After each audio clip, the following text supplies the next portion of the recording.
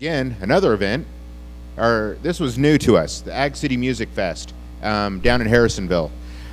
Big event. We had the all-veteran skydiving team come in and jumped in our nation's colors, and music, 2-day festival, all sorts of stuff going on out there. Pictures, music, a lot of music because it's a music fest. So if there wasn't, that'd be an issue, right? But just a great time, and looking forward to seeing that grow again next year and just getting more people out there. So unfortunately, I didn't personally attend because I had 50 other things that I had to be at. And I know technology and science has come a long way, but we haven't been able to clone me yet, which is probably a good thing for society. And then, so finally, as you saw in the golf tournament video, we launched an amazing partnership with the Jura Credit Union. And I know someone just asked me, where's the closest one? It's actually right down the street on Metcalf by Johnson Drive. So there is one very close to here. There's also one in Olathe. But we were able to partner with them, and there's little cards on the table there. And it's just an amazing opportunity for Jura and for F.I.S.H and for Honor Flight. I know there's a lot of veterans in here that have, taken advantage of the Honor Flight and what they've done. And so this is a way that it gives back to both of us. And if I'm allowed, I'd like to invite the VP of Marketing from Jura Credit Union, Valerie Taylor.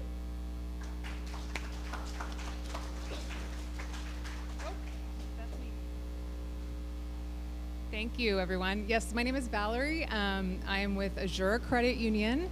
And for all of you who don't know, credit unions are community-owned financial cooperatives. It means that the profit stays with the community in the form of lower rates and lower fees, instead of going to big banks and bankers. No offense if any of you out there are bankers or related to them. But in doing so, in being part of a community-owned credit union, we're able to ask ourselves, how can we give back to the community? And you all probably know that there's service fees tied to every time you swipe your debit card. Well, our staff 10 years ago, 15 years ago said, how can we use some of that income, not for profit for the credit union, but to give back to the organizations that serve our communities? And so it started out with one card in Topeka. There's an organization called TARC.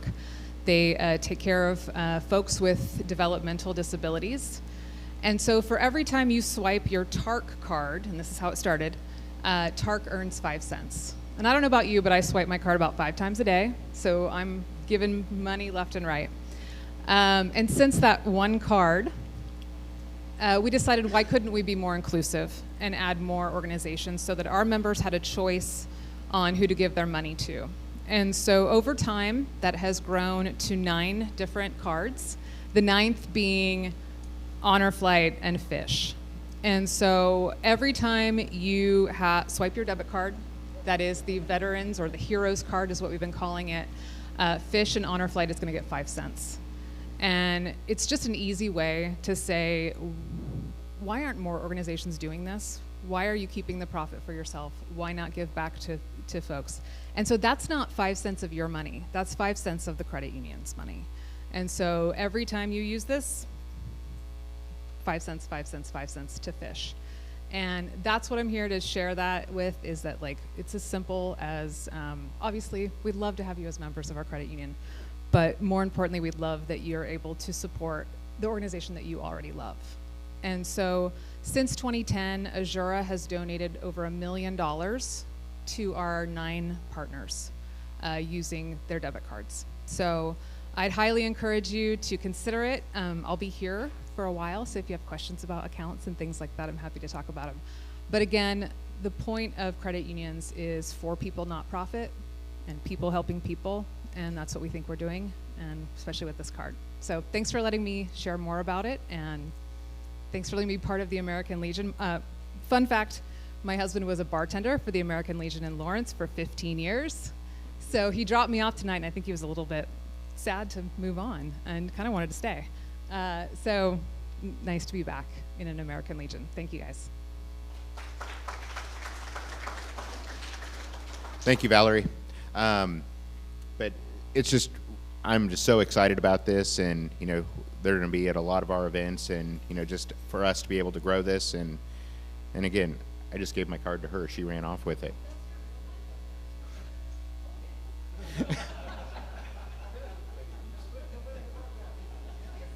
Hold on, I need to log into my mobile app real quick. Did she? All right. But where are we at? So and this was truly amazing. So at this launch party, we were out there, and they started out with a big check, and there may or may not have been about 100 people there, and they saw me standing up on the chair with my phone trying to do a mobile deposit into our bank account. They didn't get that on a picture, thank God, but I didn't have a big enough crayon or marker to go across the back of it. But thank you, Azura, for reaching out and striking up this partnership, and I'm just excited to see where this goes. Here I am again. Sorry, guys. 4th of July, Gardner, huge celebration. Rained for a little bit, but it was great. Kind of cooled it down. But just so patriotic out there, and able to celebrate the 250th anniversary of our great nation, and which has really been paid for by so many people raising their right hand, and that's where it all started.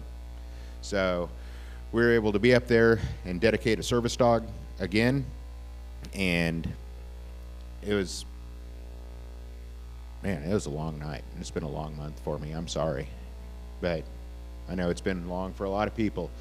Next month we have retired Lieutenant Colonel Stuart Sullivan, call sign Scar. B-2 pilot. I've met him. He's a great guy, and he's going to be here next month to share his story about flying the Death Dorito. So, danger Dorito. When you see the sky missing pixels, something's up. But that'll be next month, and then, you know what? Paul's going to talk about this one, because this is going to lead right into our next slide. This is Paul's brainchild right here. The first, this is going to be a first, is some organizations like to do galas. We're a little different. We like to have fun. So we're doing a disco. Paul? So what this is going to be, some of you guys remember discos, right? Come on. You remember that, right? Platform shoes, bell bottoms. So this is going to be a fundraiser, but with a meal. Okay, there will be food, free beer, free wine. They'll have an entire event staff that's doing everything. It's just, if you guys haven't figured out what F.I.S.H is from day one, F.I.S.H is about fun. F.I.S.H is about, not always taking ourselves so serious, but having a place that we can just not only break bread, share stories, but have some fun. So that is what this is going to be all about. There's only 200 tickets available. It's off Metcalf and 91st Street. So if you want to come out for a night of fun, there will be karaoke. There will be some costume contests. It's going to be a lot of fun. So you should join us for that. So again, there's only 200 tickets. I know we've already sold tickets, so don't miss out on this. And then we do have fun, and then we also like to get down and do a little business every once in a while. And so we have our veteran and first responder fireside that meets on the first and third Wednesday of each month. If you're interested, come talk to me, talk to Jeremiah. It's not a secret. There's no secret handshake to get in. It's just where a group of people can gather and share the word of Christ and lift each other up. We all face struggles, from day to day, here and there, whatever we may be facing, we can bring it to the fire, and we can share it, and we can really dive into the word and use that as hope and faith for us to get better and stronger each and every day. So first and third Wednesday of every month, we're typically outside. It is a fireside, but it's been a little warm, so no fire. And you can have a cigar. You don't have to have a cigar. It's outside, so it's fresh air. And recently we've been having a little bit of food out there. So if you like to grill out and have a burger or a brat, hot dog, whatever, bring your own, and we'll throw it on the grill. Jeremiah is a great cook. But next up, y'all are tired of listening to me, so you get to listen to someone else now. Sorry, brother. But I'm going to have Paul come up here and introduce our speaker for tonight. Thank you. All right. We're so glad you guys are here. You know, one of the things that we do all the time, and we're going to keep this tradition going, when you hear your service branch, I want to hear it. All right, Army. Where were you? I didn't hear you. Let's do that again one more time. Army. There we go. Marines. All right, Navy. Air Force. Coast Guard. Coast Guard. No Semper Paratus. No. Space Force one of these days. Well, listen, again, thank you all for being here tonight. I'm really excited about tonight's speaker because he and I have been friends for a long, long time. Let me tell you a little bit about my buddy here, Moon Dreamer Orion Mata. And by the way, his lovely family is here. So excited that you guys came. All right, so Orion is a U.S. Army veteran. He's a former law enforcement officer, author whose life has been shaped by service, resilience, and redemption. After serving more than 8 years in the United States disciplinary barracks at Fort Leavenworth as a police-designated marksman on special reaction teams, he transitioned into civilian law enforcement, where he served as a detective, SRT sniper, federal narcotics task force officer. His career resulted in more than 1,000 years of federal prison sentences for drug traffickers without a single case ever going to trial. Yeah, that's pretty cool right there. All right. Behind that success, though, years of trauma due to undercover work and emotional isolation took a heavy toll on his personal life. At his lowest point, Orion found himself disconnected from his family and struggling with his physical and mental health. Determined to reclaim his life, he committed to intensive healing through MDR, which he'll talk about more extensively, and renewed personal discipline. This transformation restored his marriage, strengthened his family, inspired the launch of Bad Karma Publications, and led to the writing of his novel, Murderous Daydreams, which is unbelievable. But before that book, there was a book, My Friend Abe. You're going to have to talk. Oh, you brought it. Okay. Wonderful book. And today, Orion speaks candidly about trauma, resilience, and the power of personal accountability, reminding others that true strength is measured not only by the battles that we fight, but by the courage to rebuild after that. So, Orion, buddy, it's all yours. Thank you, Paul.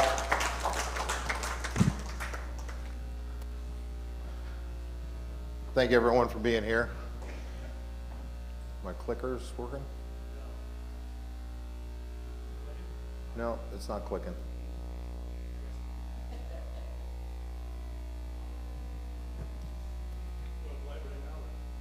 Yeah, go for it. Okay. Tango down. Suspect execution. Heading to the rendezvous point now.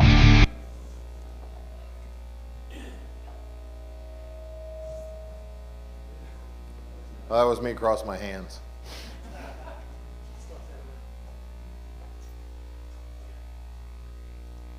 Tango down. Suspect execution. Heading to the rendezvous point now.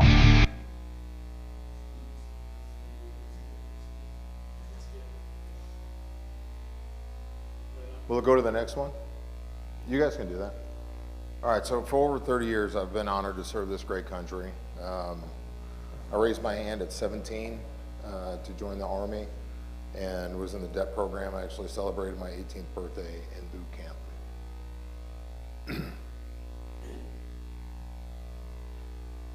So I grew up in Michigan, spent up until 4th grade, I lived down in Quebec, which is down here in the, just a little bit north of Detroit.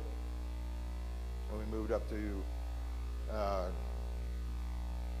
Grayling, and then I ended up in Clare, which is about an hour north of Lansing, the state capital there. All right, thank you. Growing up, we spent every weekend at my grandma's house. And then when my parents separated, that was kind of a real disruption for me, moving up to Grayling. And we would only see that side of the family for holidays and stuff like that, so it was just a real culture shock. My father was an alcoholic, and my mom smoked weed all the time. That's really what I remember about her. You know, we'd go out, wake up in the morning, go out and play, and she'd be sitting there with her little wooden box, rolling up joints. So I was pretty much a free-range kid.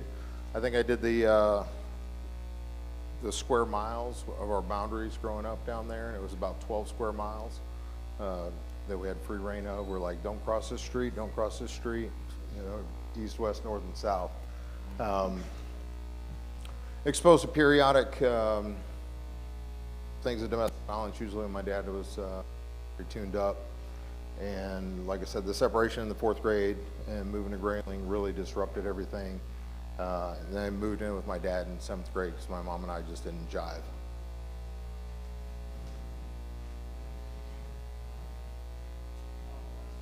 Okay, no worries. So not so normal childhood. Early years seemed pretty normal to me. Grew up on a farm. We had goats, chickens, and ducks. So one of the stories I tell people sometimes is we had a dog that kept eating our ducks and attacking the chickens. And I think I was probably like maybe 4 years old. My dad had me put that dog down. So hunting and fishing growing up in Michigan was, that's all we did. Was out in the woods all the time. And when I moved in with my dad, it was a whole different set of challenges. He was real supportive of everything, but being an alcoholic was pretty rough. And there was a time when he was a foreman on a bridge crew, and he'd be gone for 2-3 weeks at a time. So he would send someone over to the house to take me grocery shopping and make sure I had the stuff I needed. But so by the time I joined the Army, I was used to doing my own laundry, cleaning up after myself, and taking care of all that stuff. A couple of the stories from growing up. I had a buddy over at the house, and my dad comes home, and we lived in a trailer at the time, and I hear him calling my name, and he's got the light on in the bathroom, and he's, Orion, Orion, and I wake up and I look, he's got blood from his face all the way down to his shoes, and he'd gotten in a bar fight and got shot in the face and took a round right across the bridge of the nose. So one of the other things was he's like, hey, let's go to lunch. So we go to lunch, and of course it was at a bar, and he was getting tuned up, and he had me drive home. Well, the only time I drove before that was like around the farm or when we were out hunting, you know, hey, go get the car and bring it over here. And so I'm turning off of a paved road onto a gravel road, crash the car. My dad hits his head on the windshield, and he was pretty out of it when we got back home. So I ended up calling 911, and he ended up going to jail, and I had to move back in with my mom for a little bit. So this is me. I started, like I said, enlisted in 1994 in the DEP program, shipped out shortly after graduating. I graduated as an honor student, or one of the honor graduates for my MOS at the in basic training, and then I arrived at the United States Disciplinary Barracks right here in Fort Leavenworth, Kansas.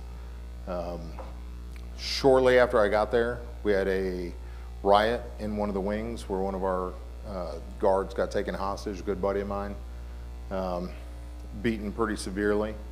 We had to go in and rescue him.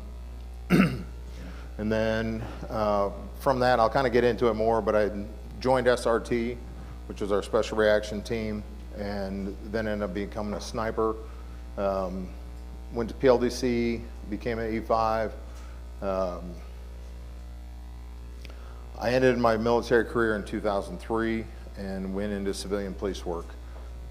Started working for the Belton Police Department as a corrections officer, which fit because I just spent 8.5 years in a maximum security prison. Graduated from the police academy, I became a master patrolman. I was a school resource officer for like 3 or 4 months until a detective position opened up, and then I moved over to become a detective, which is the rank I still hold today.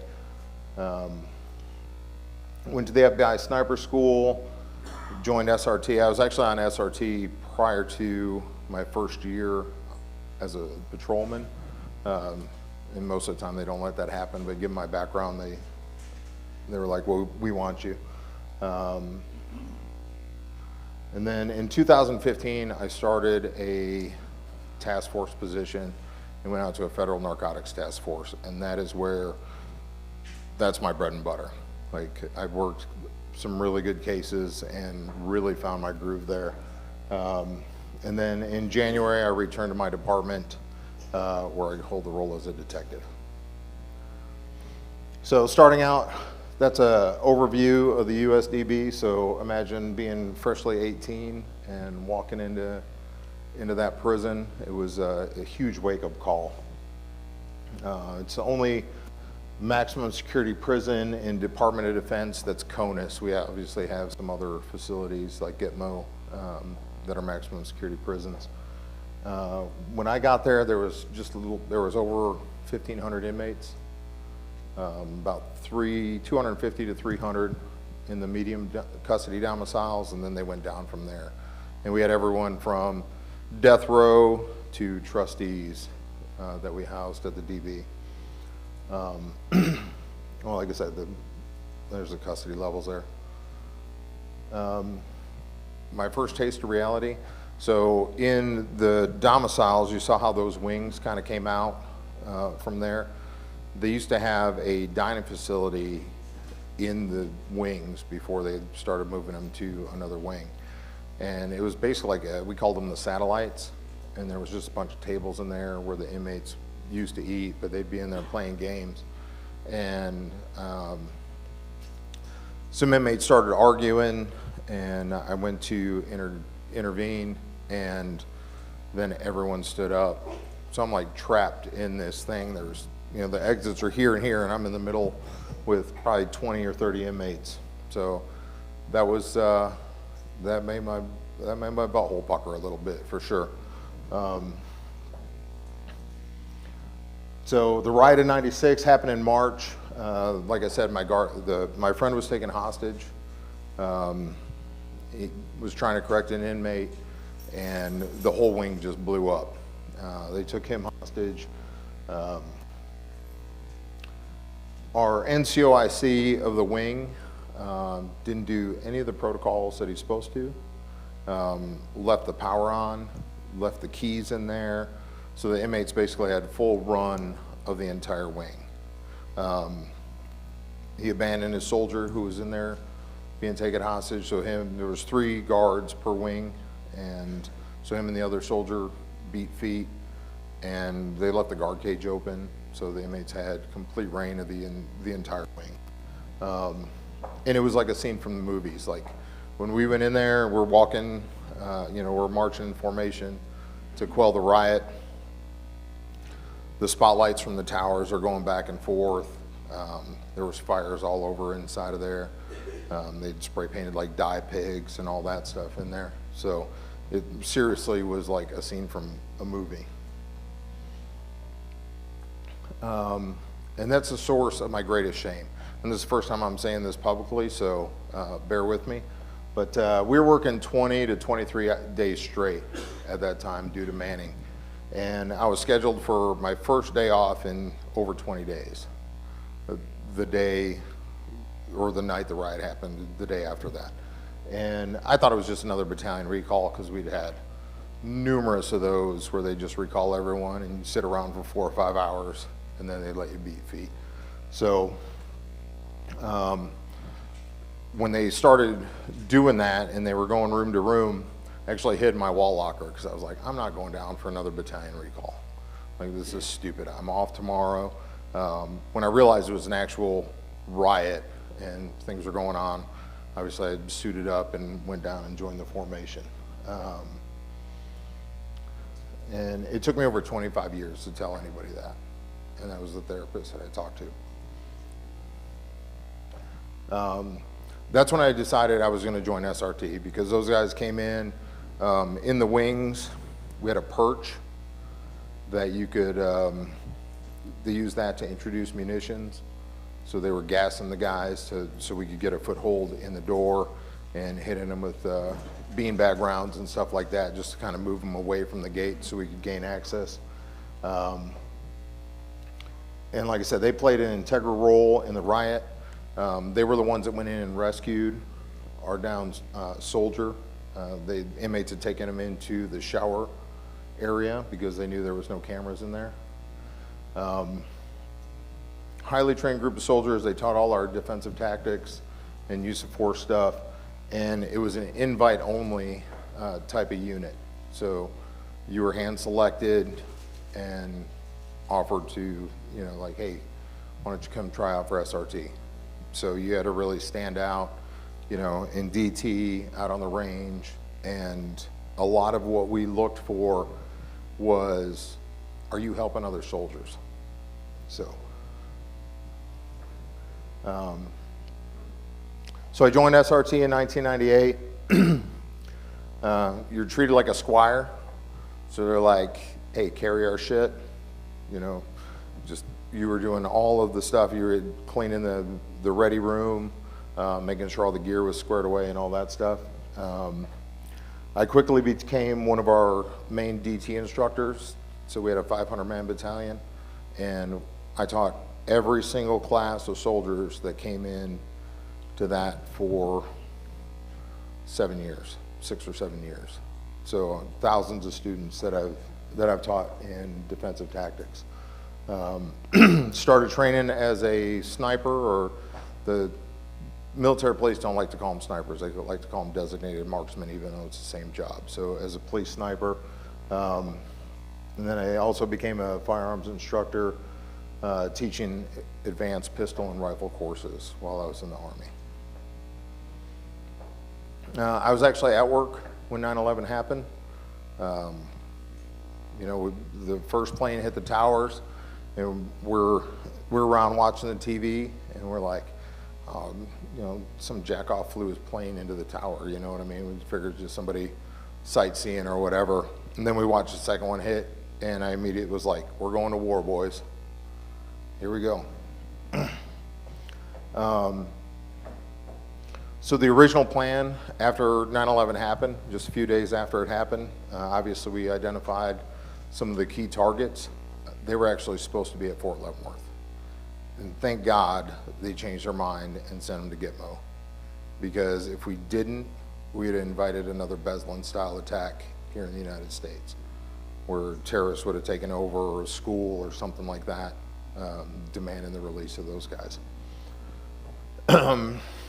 Right after that happened, I volunteered for deployment. Went into the colonel's office, and I was like, hey, if anyone goes from this unit, I want to go.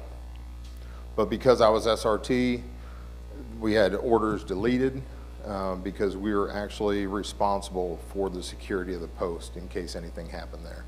So everyone got froze in place. After 9/11, well, like I said, we were frozen in place. Once we started moving around, our first guy was assigned to a 2-star general as a subject matter expert for detainee ops, so we could start setting up the holding facilities over in Afghanistan. And then they were like, hey, we want you to go to Korea. And I'm like, I don't want to go to Korea, I want to go to Afghanistan. And they wouldn't back down off of that, so I declined those orders. Ended up not going to BNOC, which is the basic non-commissioned officers course, and separated from service after that. And then this is my good buddy, Will Sabaloo. He was killed along with Major Harrison on a blue on green situation over there. It was actually an Afghan soldier that came up and killed both of them while they were at fueling up their vehicle. Transition to the civilian side. I left the service in 2003, started with the Belton Police Department. Just a few months later in 2004, like I said, I worked as a jailer and went to the Blue River Community College. That's where I met my wife, Heather. love of my life. And like I said, I continued on SRT after getting my commission. So I was in patrol, became a master patrolman. As a master patrolman, sometimes I was in charge of the shift. We actually had my sergeant and another officer get hurt pretty bad. So there was a lot of times that I was running a 4-man shift as a supervisor, the school resource officer, and then detective. When I transitioned to the federal task force in 2015, I quickly became one of the go-to members of the team. They could always count on me to, they're like, hey, we need to go do surveillance. We need to go put this tracker on, whatever it is, you got it. And my team, or my group, was a long-term investigations group. So we ran a lot of T3 investigations, which are the wiretap investigations, which are extremely labor intensive. Somebody had to be there with our monitors. We would run them from first thing in the morning until midnight. So there was a lot of times that I would pick up I would work all day and then be there till midnight as the liaison officer for our monitors. So if anything was going on, we'd call the case agents and mobilize people and kind of coordinate surveillance or takedowns, whatever we did. I worked several high-level cases. Some of them we were pretty honored. We actually debriefed the Attorney General's office on several of the cases that I worked. Coordination meetings all over the country for the cases because they tied in with other bigger investigations. And then we would coordinate takedowns accordingly depending on the group. One of them was CGNG, the New Generation Cartel. We ran a big operation on there where it was a coordinated effort across the country to execute search warrants or arrest warrants on several other members. And our case was one of the pivotal ones in there because we had so many ties to all the different areas. This was my first operation that I ran, that I was in charge of. It was a search warrant.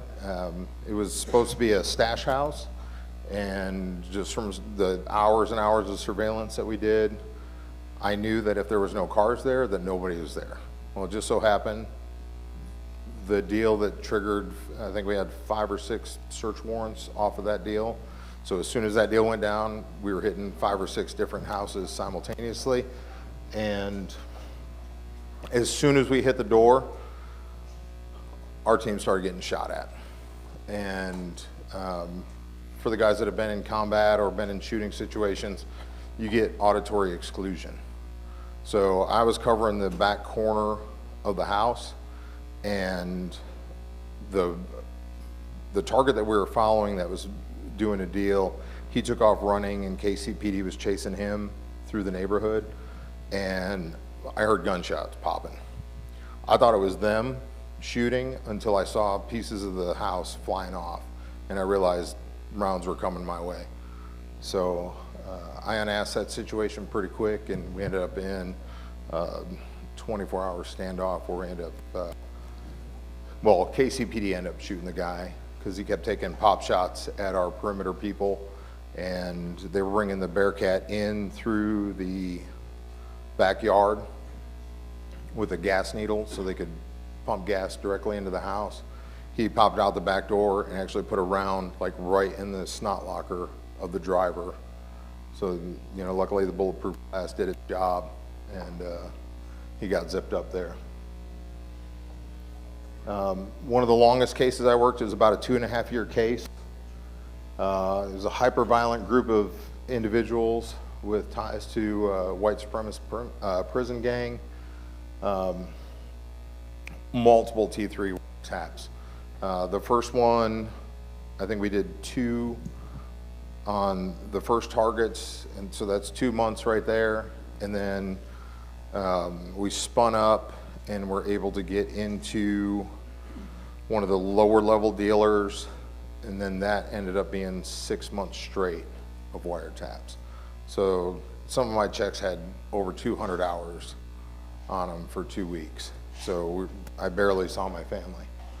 We indicted 26 people throughout the U.S., 9 simultaneous search warrants across 3 states. So that just kind of gives you an idea of how big of an operation that was, and, you know, sitting in a room with hundreds of law enforcement officers, briefing them on the case and divvying out assignments. We had thousands of pounds of methamphetamine on the table, some heroin, and numerous firearms that we recovered throughout that case. I had a pretty successful career out there. Like Paul said, I accumulated over 1,000 hours. It's actually well over 1,000 hours now, or 1,000 years of prison time. The cases I worked, not one of those cases went to trial. I'm a recognized federal drug trafficking expert, so I've testified multiple times in federal court on drug trafficking cases and consult the U.S. Attorney's Office on the merits of the case and where we're at on that. I was lead case agent for numerous wiretaps. I can't even tell you how many cases I ran that ended up going to T3. Been involved in multiple shootings over the years, and I'll tell you the last one that I was in, we're breaching the door, and as soon as we breach the door, gunshots start ringing out. And you know you've been doing this job a long time when gunshots are going off and you just shrug your shoulders and you're like, oh, I guess we're shooting people today. Like blood pressure didn't go up, nothing, just another day at the office. I operated as an undercover agent. I purchased multiple kilos of methamphetamine, thousands of fentanyl pills, and firearms. So if anyone tells you gun control works, that's BS, because if I can buy fully automatic weapons from an illegal in a McDonald's parking lot, you're not going to tell me any different. I'm also a firearms and defensive tactics instructor, NRA certified firearms instructor. I've taught thousands of students in hand-to-hand combat and have that role now at my department, helping out. I'm a certified range master, and one of the best things is when we took over our firearms classes, instructing at the department, we totally revamped how we do things. We run quarterly training, and we really put our officers to the test to make sure that they're out there and capable. We've had some troubled shooters that would barely qualify. If they did qualify, they may have to run 2 or 3 times to get qualified. And now those same shooters are qualifying the first time, every time. So it really makes a big difference. And we've developed some really strenuous courses to run them through there. So I'm really proud of that. And one of the testaments to that was back in December, we had an officer involved shooting. Subject came out with a knife and charged our officer. Our officer was actually retreating, backing up, and was 5 for 5 on target when he put down the threat, which is pretty good because we only have on average across the United States, we only have about a 30% hit rate. So I'll take 5 for 5 any day. I'm a SWAT sniper. I've been at FBI Sniper School, Strategos Advanced Sniper School, and the Midwest Tactical Officers Association Advanced Tactical Application course. In that course, I took top sniper in the Kansas City area 5 out of 6 years. So I was pretty proud of that. All right, so for all you keen-eyed people out there, I'm in that picture somewhere. Actually, I had an instructor standing right there, and he couldn't see me until I said something. Damn. So this is my muzzle right here. And then if you look real close, there's a little circle up there. That's my scope cap that's flipped up. But other than that, like I said, that instructor was standing 5 feet from me, couldn't see me.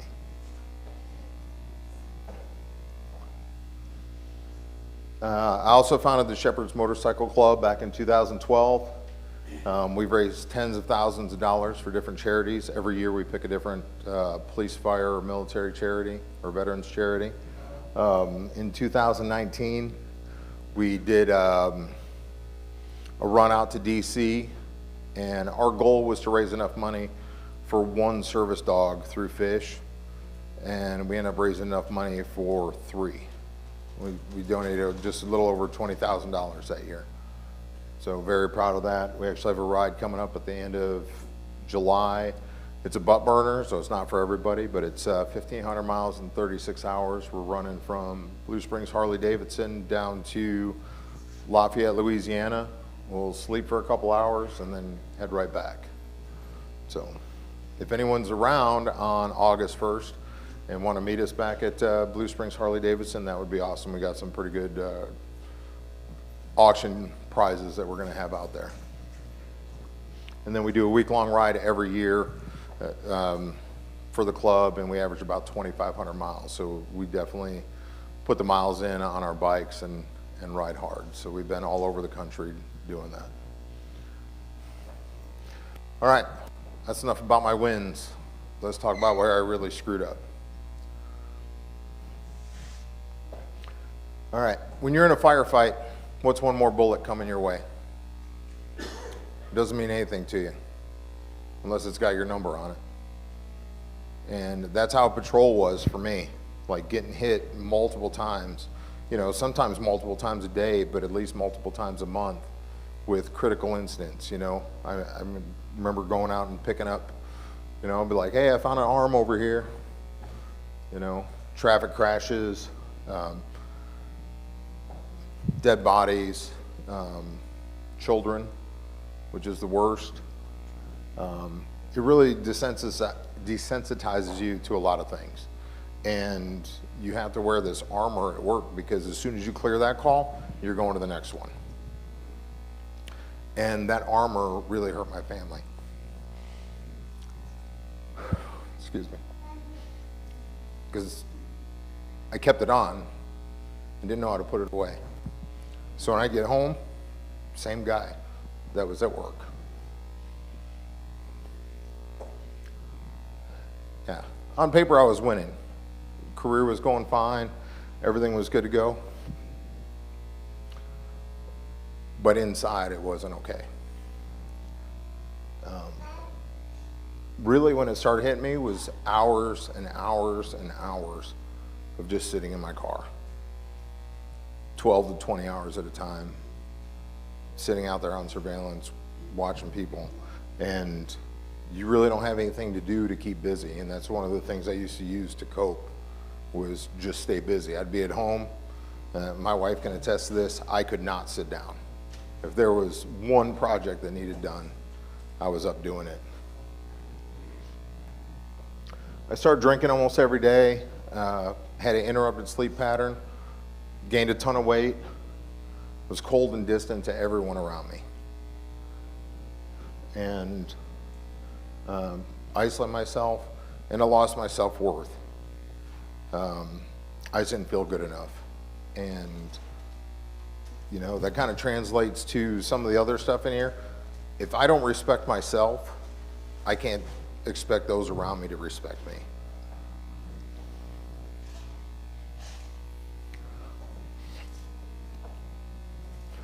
And this is my why. This is why I went through all that stuff. And I saw this saying the other day, and it's really true. What a privilege it is to be overwhelmed by a life you once prayed for.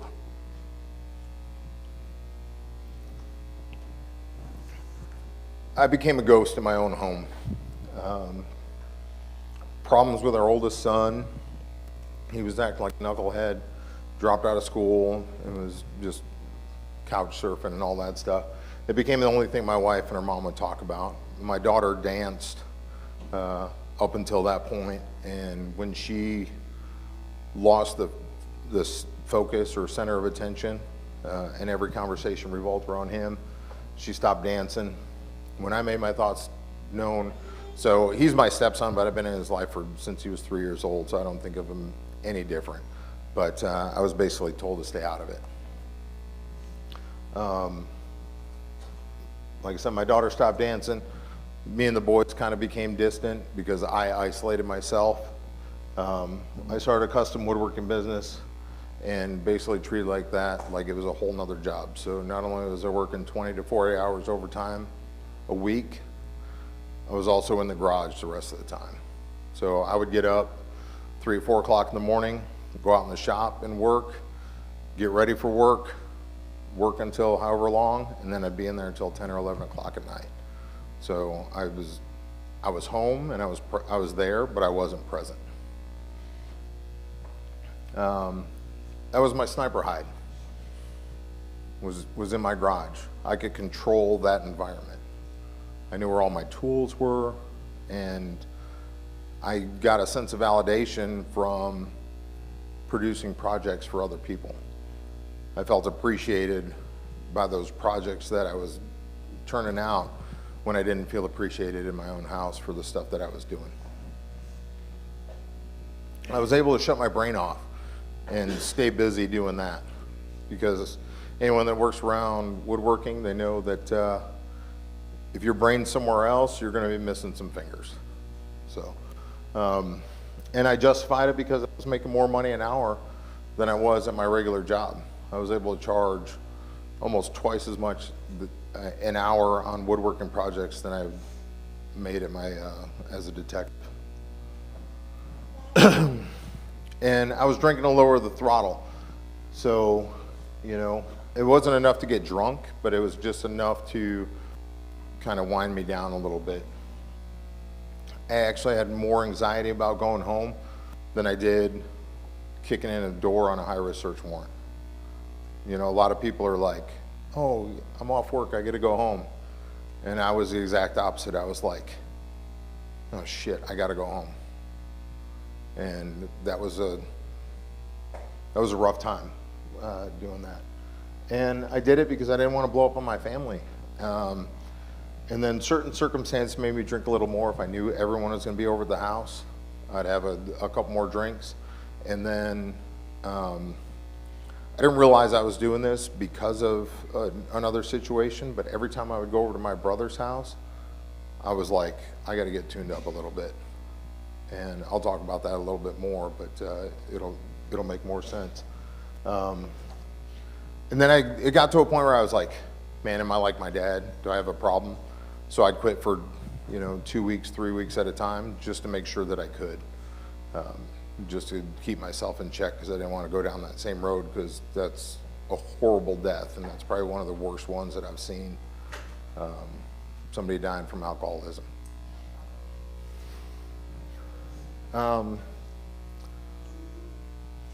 I used my success and the money I was making to justify my absence.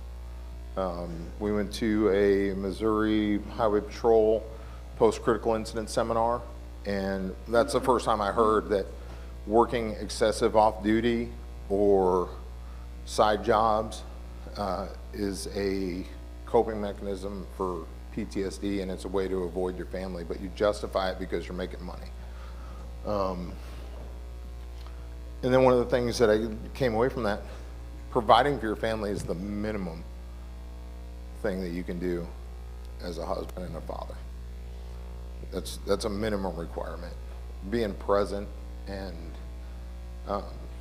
being there for them really is what matters.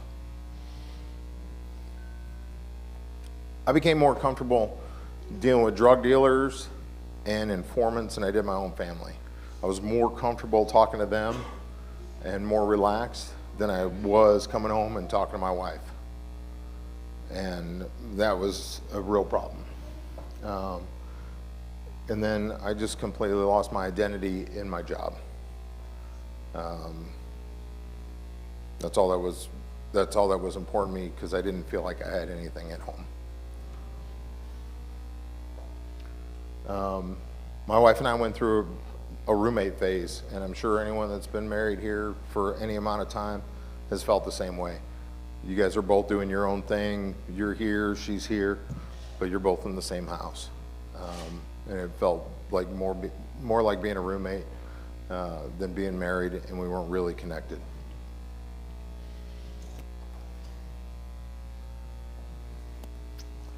The family toll that it took, I thought I was being a good dad. I was providing, I'd be there for Christmas, I'd be there for birthdays, all the big stuff, but I wasn't there every day. I wasn't there for them to talk to and support them just through their daily lives, and that's what's really important. The dangers of phone and social media are very real. I'll talk about that a little bit more. My wife was busy dealing with our oldest, and I retreated to the garage and basically abandoned my other 3 kids. So my daughter and my other 2 sons were kind of left to fend for themselves. And retrospect, I should have stepped up when my wife was occupied doing something else.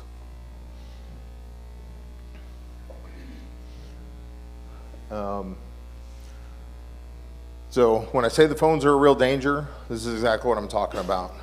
The devil that lies in those apps is absolutely real. Sean Ryan had a guy on. They were on Roblox for less than 5 minutes before they started getting hit up. I think they were portraying like a 9 or 10-year-old kid, and people are already hitting them up, trying to get them to go off app. Grooming is very real. It's the #1 cause of teen suicide and suicide attempts. There's a great book called The Anxious Generation by Jonathan Haidt. Really outlines all the dangers in there. And one of them is, the biggest one is actually Instagram, which I was kind of surprised to hear, but it's because it's more of a picture-based deal, and these people are portraying their best life on Instagram, so it automatically breeds jealousy. Like, how come I don't feel like that? How come I don't feel like that? Well, what they don't realize is those same people that are posting that feel the same way you do on the inside. They're just posting glamour shots and hiding what's going on underneath. So parents, do not give your phone or your kid a phone too early. 100% do not do it. And like I said, I gained a bunch of weight. I got up to over 321 pounds. I got caught in a cycle of drinking, fast food, and no energy or desire to work out. I'd given up on myself, and the only time I'd look in the mirror is long enough to shave, and that was it. I was ashamed of looking at myself. My wife and I have had some serious marital issues, and there were several times that I wanted to pull the plug, she wanted to pull the plug, and thank God we're still here today. I'm not making any excuses for behavior, but owning my own failures has helped me accept that other people make mistakes. And it's still something I think about almost every day. You just gotta make a conscious effort to put that aside and focus on what's in front of you.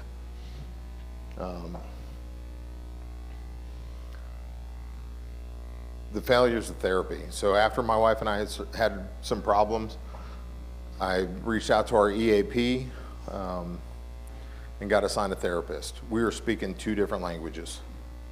I was at work, and it was during COVID, so I was in my car on a Zoom call, and I had an energy drink, and within 5 minutes, he's like, "Oh, you're treating your ADHD with energy drinks." And I'm like, "We talked for 5 minutes, man. I ain't got ADHD. What the hell are you talking about?" And he just kept going on and on. So that was red flag #1. He was not experienced with working with veterans or first responders, so that's the second red flag. And he never challenged me. He never dove into my background, never talked about my childhood or anything like that, so that was red flag #3. So if you go to see a therapist and you 2 aren't jiving, it's completely okay to tell that sumbitch to kick rocks, because you need somebody that you can talk to and somebody that's going to challenge you to get better.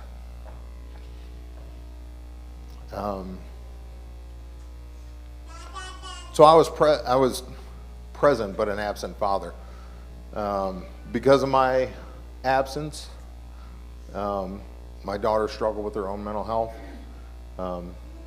The first sign was she cut all her hair off, to the point where I was like, I don't know what we're gonna do with this, so I ended up having to take her to Sports Clips, and they basically had to give her a buzz cut. It was so bad. And she still struggles every day with depression, anxiety, and I harbor a lot of guilt from that, because had I stepped up when I needed to, we might not be in the situation we are today. I mean, she's scarred her perfect skin, and it's a constant reminder of my failures. She had a suicide attempt, and that was a huge wake-up call for us. We wanted to find a reason for it. It's almost like when your check engine light comes on, and you're like, all right, I gotta get into a mechanic and figure out what's going on. And usually they'll come out with a little code, and they'll be like, oh, this is your problem right here. You need to change this sensor, or do this or do that. Your air filter is dirty. But the truth of it is, there was so many underlying issues that led up to that it wasn't such an easy fix. Then I found a good therapist. After my daughter's second suicide attempt, she came out of the hospital. So the first time that she went in, she was the oldest in her peer group. The second time, she was the youngest in that peer group, and she was in there with some real knuckleheads. She came out with a very shitty attitude, and I just didn't like her. I still loved her to death, but I was like, I don't like this kid. And I sought out another therapist, went and talked to her. Within 2 visits, like I laid out the timeline of all the events in my life, and I was like, man, no wonder I'm so jacked up. You know, when you start putting it down on paper and you're like, oh, this happened and then this happened, and it just goes back and forth, you realize that things aren't as great as you thought they were. EMDR in the timeline connecting the smothered baby call. So I responded to smothered baby. I remember walking in the house, mom runs out of the hallway and hands me this infant. And like looking at him, I'm like, man, I don't think he's here. And I did my best to breathe my own life into that kid. And when you suffocate or the capillaries in your lungs break, so he had blood coming out of his mouth, and I remember like handing him off to the medics, stepped out on the back porch to take a breather, and then I had to go back to the station and wash this kid's blood off my face, and then go right back to work. So that haunted me for a long time. Through MDR therapy, I was able to link that to the riot, because the dad of that child was a staff sergeant. He lived on post, in post housing. You know, those old duplexes, you know, ranch style duplexes that they had. And I knew that he was trained in CPR. I'm like, why weren't you giving CPR to your kid and then handing him off to me? And then I hand him off to the medics. I was so mad because he didn't act. And through EMDR therapy, I realized that the shame that I had from hiding in my wall locker was linked to that. And then hiding in my wall locker took me back to an incident where my dad and I were wrestling around, and he was pretty tuned up, and he grabs me and held a knife to my throat. I was able to get away from him, and most of you guys probably remember, so it was like the old fiberglass fake fireplaces they had, and it was like the plastic logs with the light in them. And I remember crawling inside of that and trying to pull those little gates shut to get away from them. So that EMDR therapy linked all three of those things. And going back to why I would drink before I'd go to my brother's house, part of Richard Skabauer Air Force Base got sold off. And he lived in the exact same kind of duplex from the smothered baby. Symptoms of PTSD. Go ahead and play the video real quick.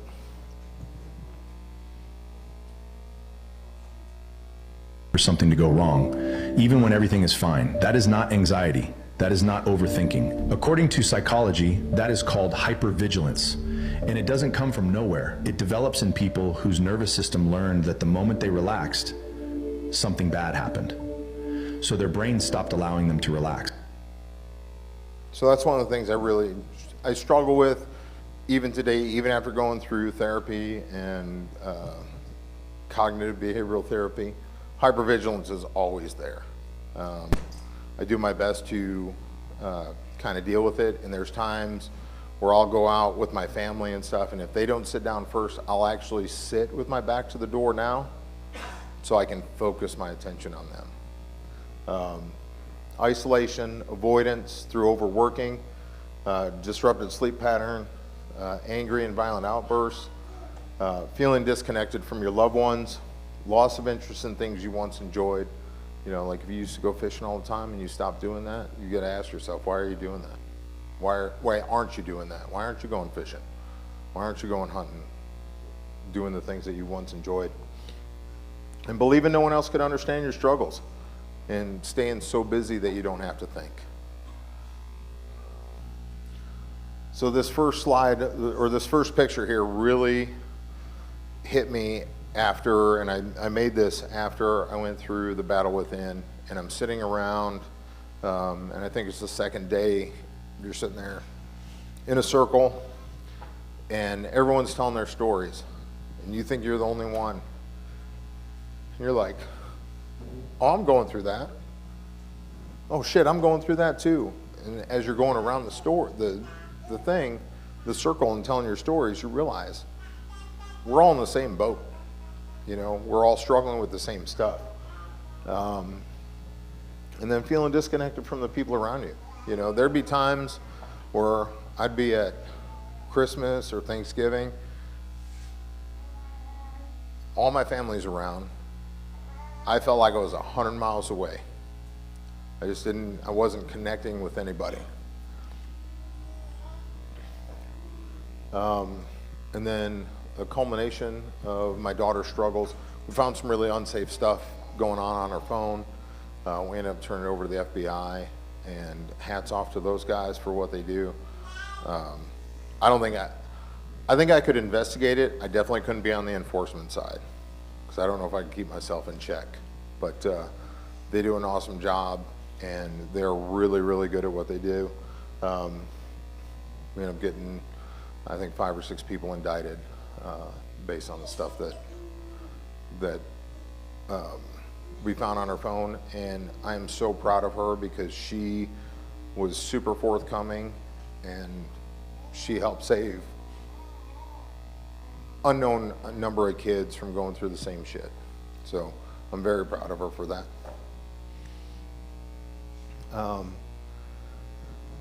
So because of that, we ended up putting her in a 3-month inpatient program. And through family counseling there is when it came out that my absence is kind of what sent her down that road. And it was like getting hit in the gut with a sledgehammer.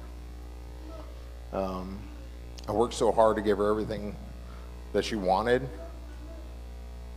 but I didn't give her a dad. And that sucked.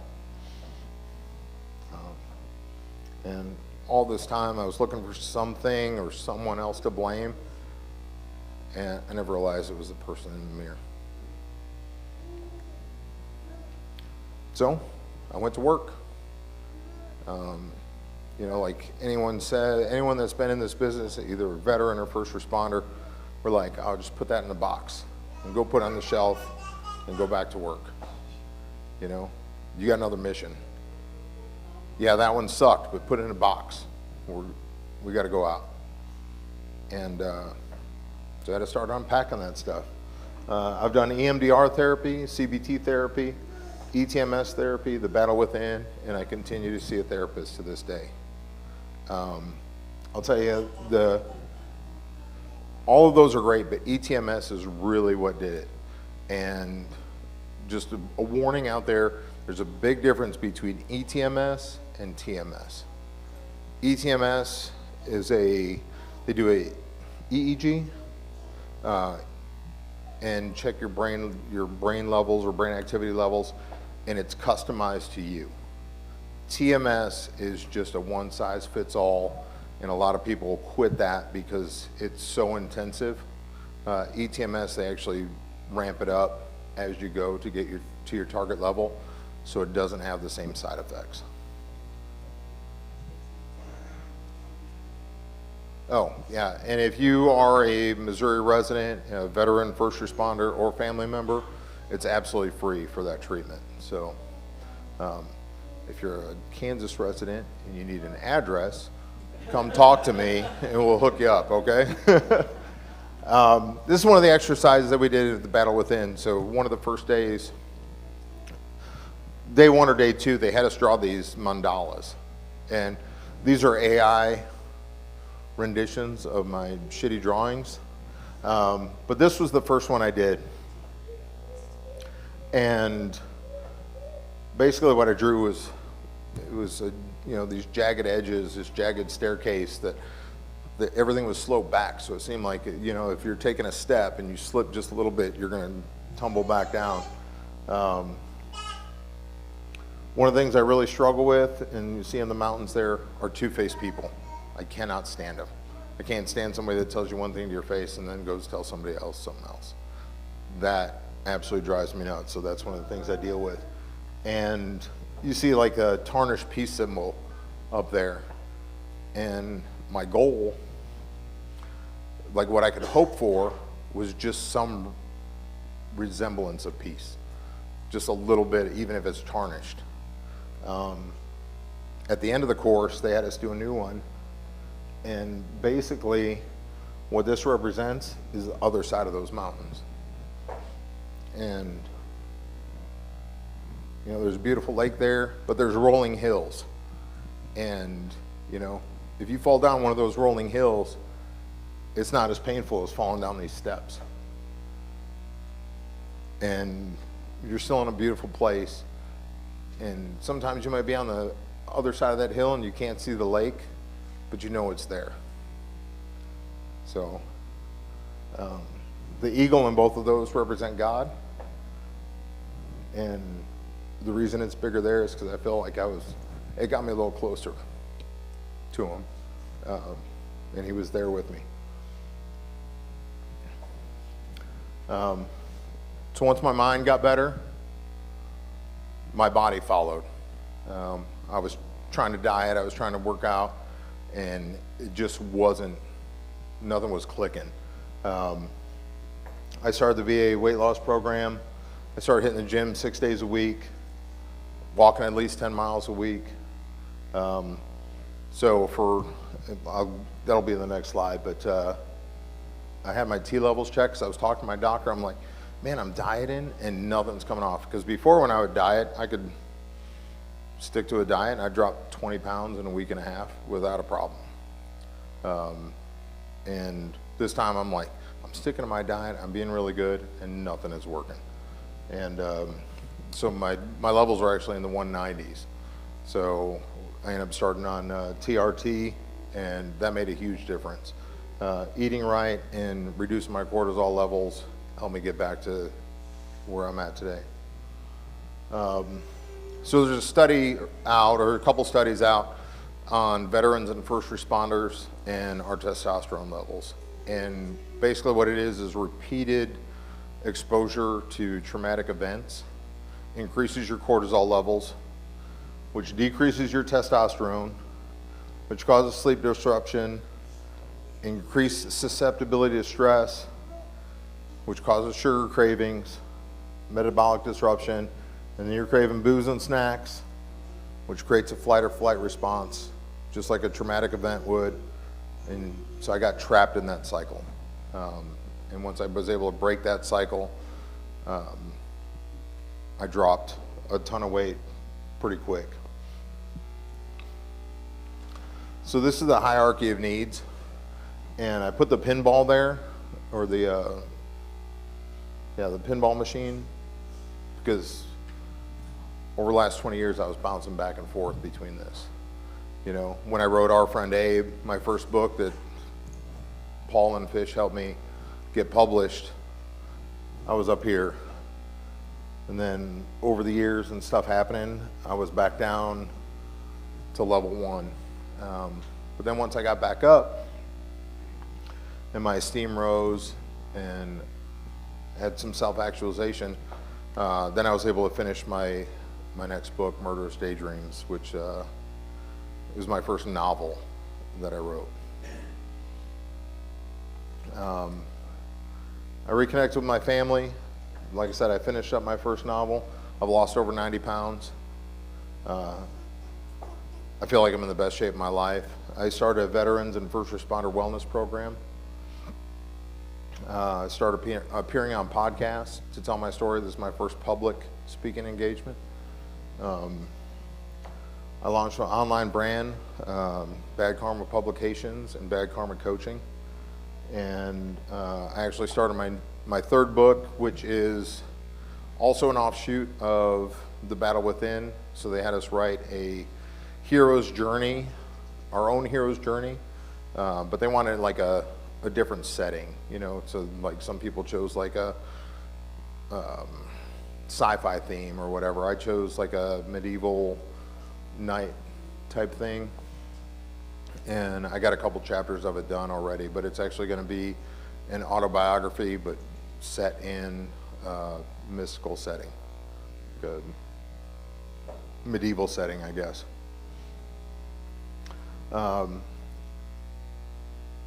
And this is a huge one. I always believed in manifestation. We'd be out on deals and be like, oh, this guy's not going to show up, you know, because as you can imagine, drug dealers are not that punctual.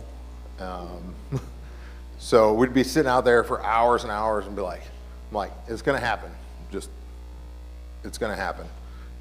And obviously we had all the things in place, but if you don't do something to back up your beliefs, you know, you're like, hey, I'm going to go do this, and then you go sit down on the couch, that's never going to happen.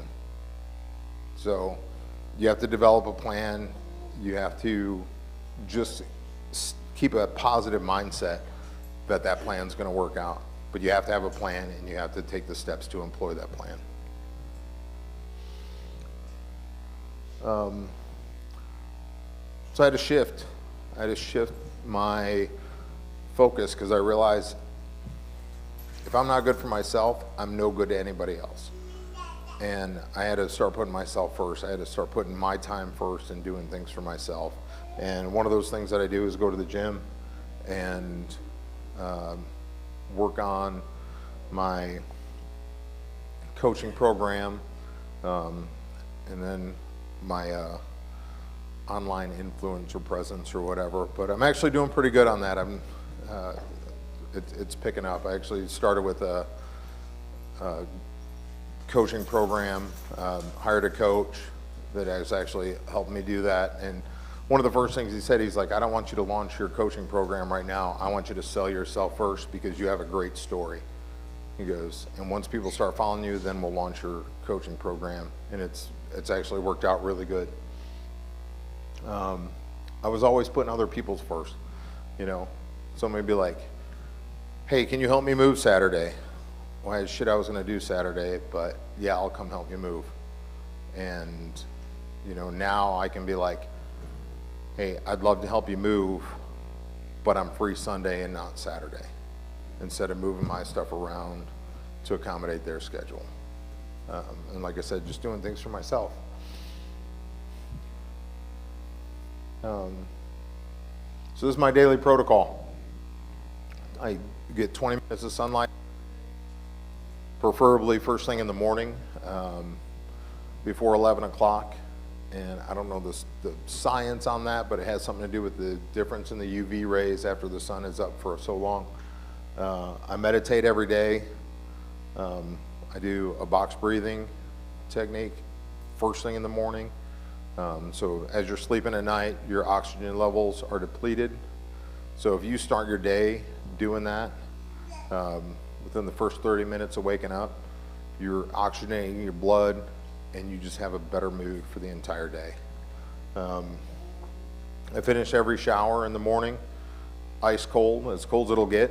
Now, if you're in a hotel, that water gets pretty freaking cold. I learned that the hard way. I turned it on, I was like, I think I got ice in my beard right now. And then I find something to be grateful for every day. You know, even if it's something small. Even if it's like, man, dog's sitting shit on the carpet this morning. That's awesome. So you just gotta find something in your life to be grateful for. And how I cope now, box breathing, journaling is super helpful. And it's not like a diary, like, oh, Becky pissed me off at the office today. It's not that. It's like, okay, I'm upset about this, and then you start peeling back the layers of that onion and finding out exactly what it is that upsets you and identifying a problem. I meditate regularly. Now, since my motorcycle accident on the 20th, I haven't done any yoga because it kind of hurts to do that, but I'm getting better. Working out, and then building something new for veterans and responders. My One Notch at a Time program is specifically designed for those guys, and you know, helping them either lose weight, reconnect with their family, and do that stuff. And then practicing mindfulness. And mindfulness is not just my wife's upset about something, I need to find out what that is. Mindfulness is minding how you feel. You're like, man, I'm getting pissed off. Why am I getting pissed off? What can I do to lower the temperature in here so I can be present out here? This is my One Notch at a Time program. It's a 8-week squad-based program. And I did it a squad-based program because we can bounce ideas off of each other, and we can use our collective experience to get better. And it's easier because our entire careers, we've worked in squads or teams. So if you got a battle buddy and you can talk to him about stuff, and we're doing that in a group, so we have weekly cohort sessions where we talk about different stuff like hypervigilance, nutrition, being present for your family, the mindfulness, some of the techniques we can use to lower our own temperature so we don't go out and drink, so we don't go do those negative things that are going to hurt us.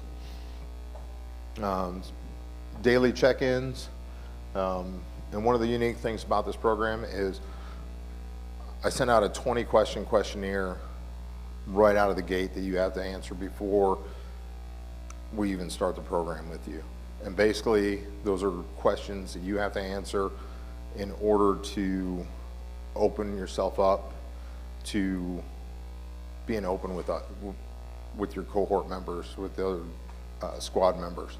And then you also have to agree to go see a therapist, whether it's just for a wellness check or regular visits, and you can actually hand that 20-question questionnaire off to your therapist, so you don't have to play, 2 or 3 sessions of what's going on.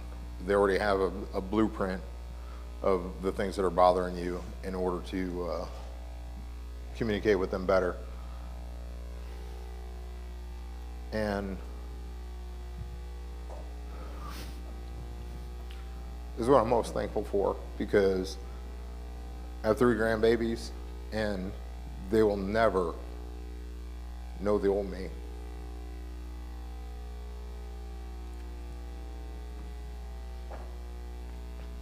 So, questions?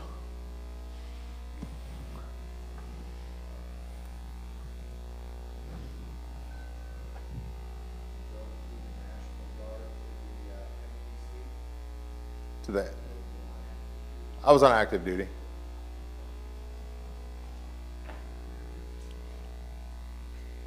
Anybody else? Yes, sir. What, if anything, would you have done differently? I would have stepped up and been the other parent when my wife was occupied dealing with our oldest son, because that's how teams are supposed to work. I wouldn't have retreated to my garage and emotionally abandoned my other 3 kids.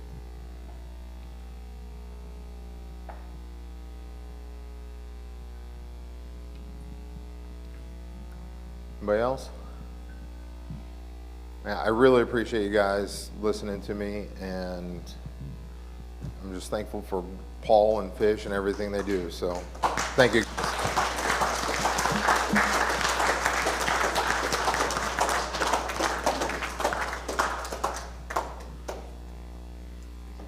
Absolutely. I first met Orion in 2015, and Heather and Willow, wherever she's at, there she is. And I really appreciate his transparency to talk about these things that so many times our vets will never, ever, ever. They just carry it in their rucksack for so long, too long. So Orion, thank you. And thank you all for being here, but guess what? Where's Justin? Justin, now the insanity begins. So I will turn it over to Justin. All right, y'all know what time it is. Yeah. Wait, what? Justin, just one. Now, Orion did bring his 2 books here, and I think it's Challenge Coin as well. So if you guys want to buy a book, I think you're going to make a donation to Fish as well to that. So don't forget, get a book. All right, Justin, it's all yours. All right, since I don't have any volunteer runners today, I'm going to stand here in the middle, and I'm going to do both unless someone wants to step. Oh, of course, Deb. You're amazing. All right, where's your red tickets, everyone? Y'all got them? You didn't get one? Hold on.